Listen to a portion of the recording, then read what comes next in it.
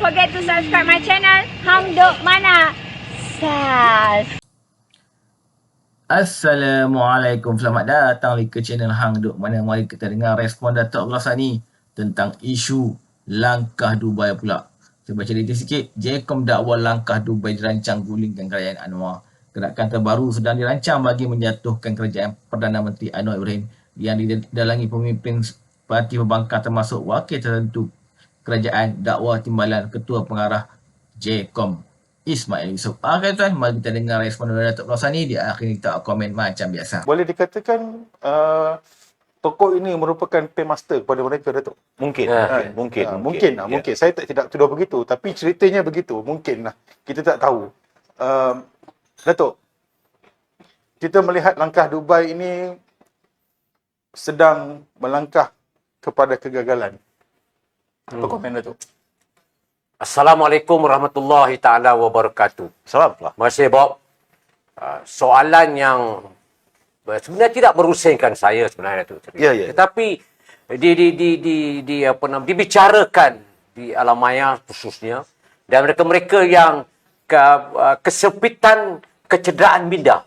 Jadi mereka-mereka ini sebenarnya telah bersikap sebagai dukun politik yang tidak bermaruah, berselindung di balik bayangan syaitan. Yeah. Dan ini terbukti apabila dikaitkan dengan langkah Sheraton.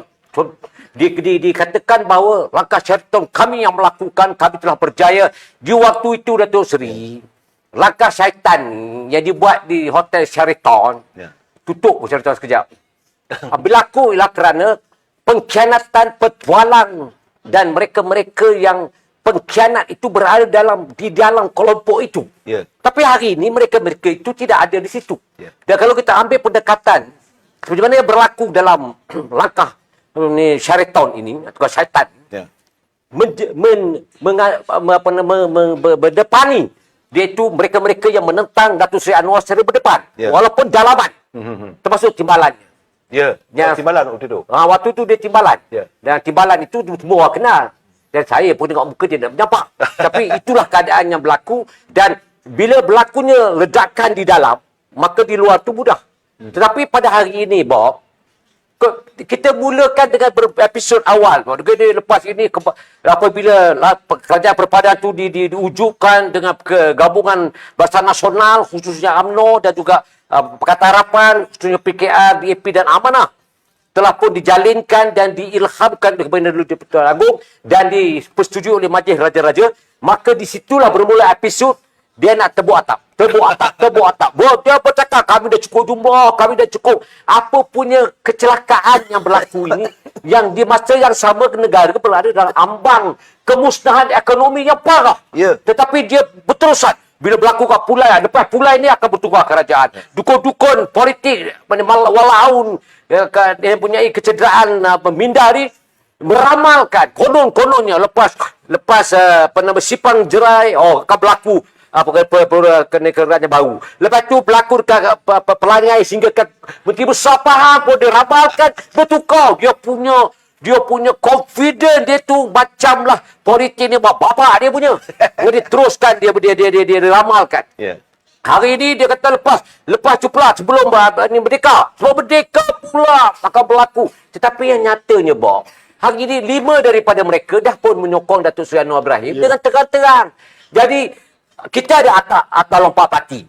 Kita ada konsensus di antara mereka-mereka dalam ahli parlimen yang boleh mendorong ahli yang jatuh di Perdana Menteri dalam parlimen. Dia tak boleh mewacanakan bahawa kami ada cukup jumlah. Ini semua orangnya biol dia cakap. Dan ini dia cakap tu orang boleh percaya pula tu. Sebab bila saya diberitahu, Datuk Seri, ada satu perancangan yang akan dibuat di Dubai. Itulah saya dengar pula dah tersangkut pula macam-macam, tak boleh bawa keluar lah barang-barangan yang berada di Dubai. Jadi Orang ada undang-undang dia.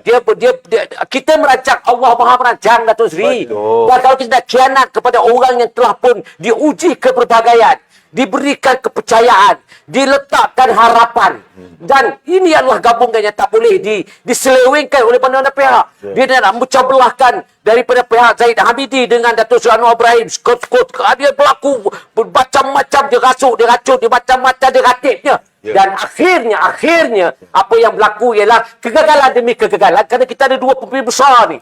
Satu namanya Datuk Seri Anwar, satu namanya Datuk Seri Zaid Hamidi. Jadi mereka digabungkan untuk menangkis segala cerita karut, dongeng yang tak masuk di akal. Sampai hari ini, Bob, aku bila dengar cerita macam tu, menyampah. Tapi percayalah, dia nak kata tak mana dia nak kobek ni. Aku nak kobek kat mana ni. Kan? Jadi kita nampak bahawa dia orang ni, dia kata peramal ni, dia kata biol ke, bodoh ke, bangang ke. Itulah yang berlaku. Tetapi dia nak menyekat asalnya, Bob. Kuasa nak ambil tu. Pasal Datuk Seri sebut dengan saya punya program tu, 200 orang akan dibaca pertuduhan dan telah komplit dia punya kes-kes mereka di mahkamah.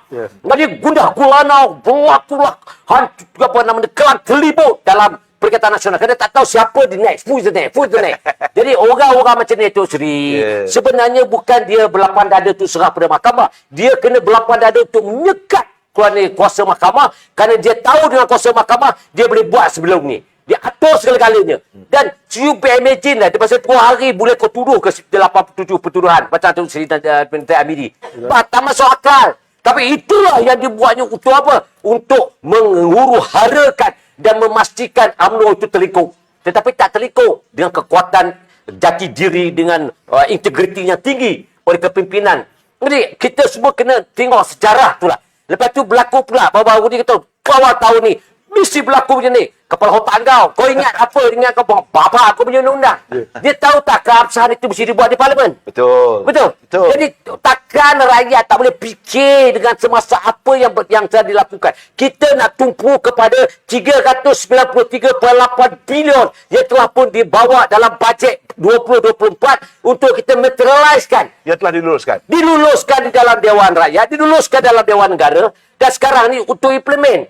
Cuma je, Bob, kita nak tegaskan di sini. Bajet tu dah ada. Bajet. Jangan pedulilah je Dubai ke, Dhabi ke, Dabluk ke, jangan peduli. Yang kita penting hari ni ialah macam mana kita nak deliver 393.8 bilion ini untuk kita nak pastikan jangan kita kecewakan orang yang mengumumkan bajet tu. Jangan. Menteri-menteri harus pastikan bahawa apa saja yang telah dipertanggungjawabkan, you have to deliver. Jangan lebih, jangan malap dia Datuk, menyampah. Aku tengok ada macam-macam dia tengok perangai menteri ni pun. Kan? Dia duk shock sendiri je. Jadi Datuk dah mula sentuh ke arah bajet. Nanti saya tanya soal pasal bajet. Tapi saya tinggalkan Datuk dulu. Saya nak kepada Datuk Seri Kamal Amin. Ya, silakan. Masih lagi dia tak berkisar. stop lagu tak betul-betul. Masih lagi berkisar tentang langkah Dubai, Datuk. Kabarnya ada juga ahli parlimen daripada UMNO yang juga turut terlibat dalam langkah Dubai ni. Komen, Datuk. Ya, dia soal langkah Dubai. Macam ada pelayar saya kata langkah Israel. Kena jaga lingluk. Lepas Dubai langkah Israel pula lepas ni. Tak, saya melihat benda ini memang tidak dinafikan. Ada kalangan ahli-ahli UMNO, parlimen, ahli-ahli parlimen daripada UMNO yang kecewa kerana tak dapat pelantikan, tak dapat dalam kabinet. Kemudian impian mereka tak kecapaian.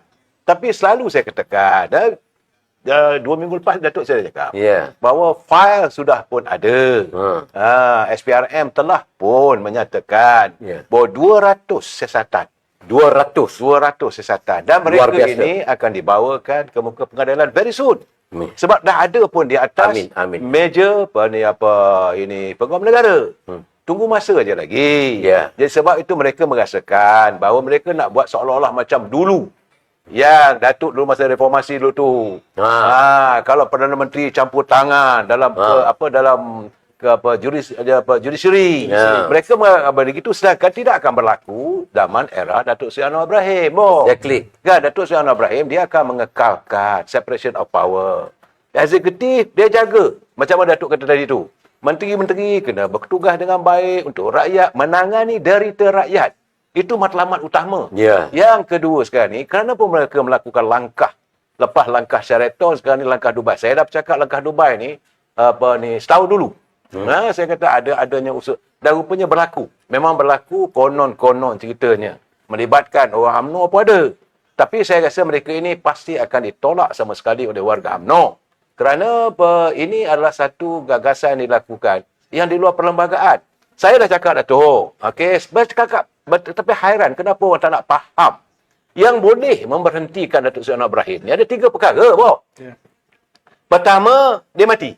Berhentilah. Ataupun dia sendiri nak berhenti. Letihlah kena maki tu maki ni, dia berhenti. Sebab itu mereka berterusan cerita macam-macam cerita memburuk-burukkan. Tapi nampak gaya, macam saya katakan Bob dulu, ingat tak? Datuk Seri Anwar Ibrahim ini saya ibaratkan sebagai harimau yang terluka. Selama ini dia berada di belakang kandang besi. Ya, dia luka. Sekarang ni dia keluar. Bila dia keluar pasti dia akan mengamuk, pasti. Tapi itu pun dia belum lagi taring-taring belum keluar lagi. Belum. Saya tak nampak. InsyaAllah. Tetapi ucapan dia di peta-peta politik dia mengatakan bahawa dia kata kamu nak maki aku boleh maki. Kamu nak kutuk aku kutuklah macam mana pun. Seolah orang mengatakan kutukkan dewata lah. Buatlah apa pun. Tapi kalau kamu curi duit rakyat, kamu sakau duit rakyat, I'll go after you.